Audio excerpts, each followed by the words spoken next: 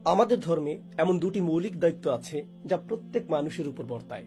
একটি হলো আল্লাহর প্রতি আমাদের দায়িত্ব, এবং আরেকটি দায়িত্ব বা আরো কিছু দায়িত্ব হলো অন্য মানুষের প্রতি আমাদের দায়িত্ব। এর শুরুটা হয় আপনার নিজের পরিবার দিয়ে, আপনার পরিবারের বিভিন্ন সদস্যদের প্রতি, তার উপরে আপনার প্রতিবেশীর প্রতি, এবং তার উপরে বৃহত্তর মানবতার প্রতি।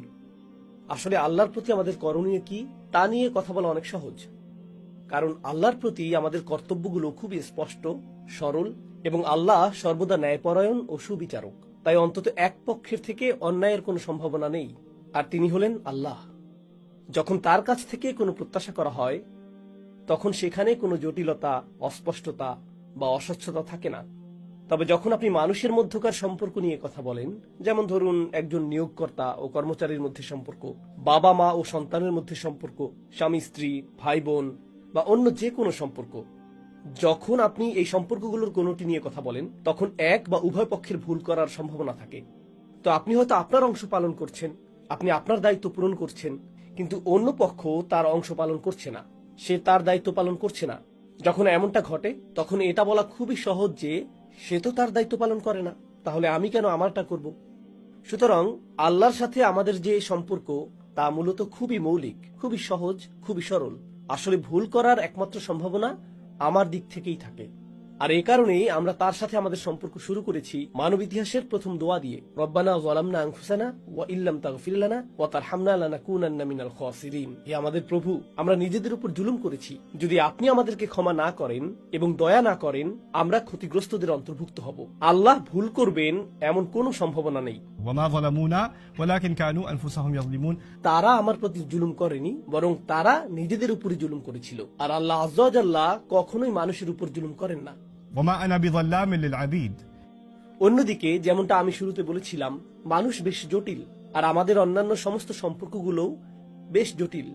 কিন্তু বিষয়টা হলো এগুলো খুবই গুরুত্বপূর্ণ, আর এই সম্পর্কগুলো নিয়ে আমাদেরকে প্রশ্ন করা হবে যখন আমরা আল্লাহর সামনে দাঁড়াবো। আল্লাহর সাথে আমাদের সম্পর্ক, যখন আপনি সেই সম্পর্কটি ঠিক করেন তখন তা আপনার অন্য সব সম্পর্কের প্রতি একটি দায়িত্ববোধ তৈরি করে। অন্য কথায় আমি যা বলতে চাইছি তা হলো, আপনি যদি আল্লাহর প্রতি খুব ভালো হন কিন্তু আপনার বাবা মায়ের প্রতি খুব খারাপ হন, তার মানে আপনি আসলে আল্লাহর প্রতিও খুব খারাপ। আল্লাহ আযজা ওয়া জাল্লা আপনাকে দায়িত্ব দিয়েছেন আপনার বাবা মায়ের প্রতি, আপনার স্ত্রীর প্রতি, আপনার সন্তানদের প্রতি, আপনার ভাইয়ের প্রতি, আপনার বোনের প্রতি, মানবতার প্রতি। আর আপনি যদি সেগুলো পূরণ না করেন তবে আল্লাহ আপনাকে যে দায়িত্ব দিয়েছেন তা আপনি অবজ্ঞা করলেন। তাই আমাদেরকে সেই অধিকার এবং সেই বাধ্যবাধকতাগুলোও সাধ্যমতো পূরণ করতে হবে। কিন্তু এটা নিয়ে কথা বলা খুবই কঠিন, কারণ উদাহরণস্বরূপ আমি যদি বাবা মায়ের অধিকার সম্পর্কে এই খুতবাটি দিতাম, সেক্ষেত্রে শ্রোতাদের মধ্যে তো সন্তানরাও থাকবে, এবং পৃথিবী জুড়ে এমন অনেক সন্তান রয়েছে যারা তাদের বাবা মায়ের দ্বারা নির্যাতিত হয়েছে। এটা একটা বাস্তবতা। এমন বাবা মা আছেন যারা ভালো বাবা মা নন, এটা একটা বাস্তবতা।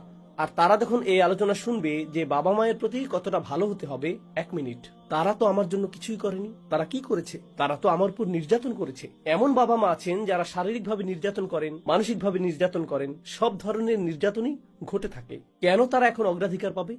তাই যখন কেউ এক পক্ষের কথা শোনে তখন মন খারাপ করে বলে, কেন আপনি অন্য দিকটা তুলে ধরলেন না? একইভাবে আমি যদি আজকের খুতবাটি স্বামীর অধিকার নিয়ে দিতাম তাহলে অনেক স্ত্রীরা মন খারাপ করতেন, আমাদের দিকটার কি হবে, কেন আমি তাকে এত সব অধিকার দেব, সে কি করেছে। আর আমি যদি পুরুষদের জন্য এটা করতাম এবং বলতাম এগুলো হলো নারীদের প্রতি আমাদের দায়িত্ব, তখন পুরুষরা মন খারাপ করত। হ্যাঁ ঠিক আছে, আমার এত সব দায়িত্ব আছে, কিন্তু সে তো সারাক্ষণ অশান্তি তৈরি করে, সেটা নিয়ে তো আপনি কিছুই বললেন না। আমাদের কি করা উচিত? জানেন কি ঘটে? এই অধিকার এবং দায়িত্বগুলোর কোনোটি নিয়ে আলোচনা করার সময় আমাদের মনে সবসময় একটা ক্ষোভ কাজ করে, সবসময় এই আত্মরক্ষার প্রবণতা কাজ করে, আমাদের মধ্যে এই ধরনের প্রবণতা কাজ করে। তো আমি প্রথমে সেই বড় অথচ অনুচ্চারিত বিষয়টি নিয়েই কথা বলতে চাই। আজকের খুতবাটি মূলত পুরুষদের দায়িত্ব নিয়ে, এবং এটি আসলেই কিছু পুরুষকে বেশ বিরক্ত করবে, কারণ তারা বলবে আপনি তো নারীদের সম্পর্কে কিছুই বলেননি। ইনশাআল্লাহ আমার পরের খুতবাটি নারীদের নিয়েই হবে, তাই আমি প্রতিশ্রুতি দিচ্ছি যে তাদেরকেও আমি সমানভাবে বিরক্ত করব। কিন্তু বিষয়টি হলো, আমি বলতে চাই স্বয়ং ইবলিসের দ্বারা অনুপ্রাণিত একটি প্রবণতা হলো সে আমাদের নিজেদের দায়িত্বের কথা ভুলিয়ে দেয়, আর সে আমাদেরকে সারাক্ষণ নিজেদের অধিকার নিয়ে ভাবতে বাধ্য করে। তাই যখন আপনাকে আপনার দায়িত্বের কথা মনে করিয়ে দেওয়া হয় আপনি নিজেকে বলেন, আমি তো আমার অধিকার পাই না, তাহলে কেন আমার দায়িত্ব নিয়ে ভাববো? আপনি সব সময় আপনার অধিকার নিয়ে চিন্তিত, এবং ফলস্বরূপ আপনি আপনার দায়িত্ব সম্পর্কে কম চিন্তিত। এই দুটি বিষয় একে অপরের সাথে সম্পর্কহীন। আমি জানি এটা কঠিন, আমি প্রথম স্বীকার করব যে এটা খুব কঠিন একটা কাজ, শুধুমাত্র নিজের দায়িত্বের কথা ভাবা এবং নিজের অধিকারের কথা না ভাবা। আপনার অধিকার আছে, কিন্তু আপনার অধিকার থাকার অর্থ এই নয় যে আপনি কেবল তখনই দায়িত্ব পালন করবেন যখন আপনার অধিকার পূরণ করা হবে। ব্যাপারটা এমন নয়। এগুলো দুটি পৃথক বিষয়, বিশেষত যখন ন্যায় বিচারের প্রসঙ্গ আসে, বিশেষত যখন আল্লাহর সামনে আমরা কিভাবে দাঁড়াবো সেই প্রসঙ্গ আসে। তো এখন আমি যা দিয়ে শুরু করতে চাই তা হলো একটি নির্দিষ্ট শব্দের সংজ্ঞা যা স্বামী ও স্ত্রীর মধ্যকার সম্পর্ককে সংজ্ঞায়িত করে। الرجال قوامون على النساء. সূরা নিসাতে আল্লাহ যে বাক্যাংশটি ব্যবহার করেছেন তা হলো পুরুষরা নারীদের উপর কওয়াম। পুরুষরা নারীদের উপর কওয়াম শব্দটি খুবই অপ্রত্যাশিত, এই কওয়াম শব্দটি, এবং মনে হচ্ছে এটাই সেই ভিত্তি যার উপর পরিবার ব্যবস্থাটি পরিচালিত হওয়ার কথা। আর নারীর প্রতি পুরুষের কর্তব্য এবং পুরুষের প্রতি নারীর কেমন প্রতিক্রিয়া দেখানো উচিত তা এই একটি বাক্যাংশে ধারণ করা আছে। বাকি সবকিছু, এটি একটি দীর্ঘ আয়াত। এই আয়াতে এরপরে যা কিছু এসেছে তা আসলে এই একটি বিবৃতির ছায়া। তাই এই খুতবাটি মূলত এই একটি বিবৃতির জন্য উৎসর্গীকৃত। الرجال قوامون على النساء. এবং মৌলিক এই শব্দটি আপনার এবং আমার জন্য এটি কি অর্থ বহন করে। কওয়াম শব্দটি আরবি শব্দ কিয়াম থেকে এসেছে, যার অর্থ দাঁড়ানো, এবং এর বেশ কয়েকটি অর্থ রয়েছে। এটি আরবি ভাষার অত্যন্ত সাবলীল শব্দগুলোর মধ্যে একটি। শব্দটি বাছাইয়ের ক্ষেত্রে আল্লাহ অসাধারণ বিজ্ঞতার প্রকাশ ঘটিয়েছেন। আপনি আরো অনেক শব্দ ব্যবহার করতে পারেন, কিন্তু বিশেষত এই শব্দটি যে জিনিসগুলো এটিকে অনন্য করে তুলেছে তার মধ্যে একটি হলো এই শব্দটি এবং আল্লাহর একটি নাম একই শব্দমূল থেকে এসেছে।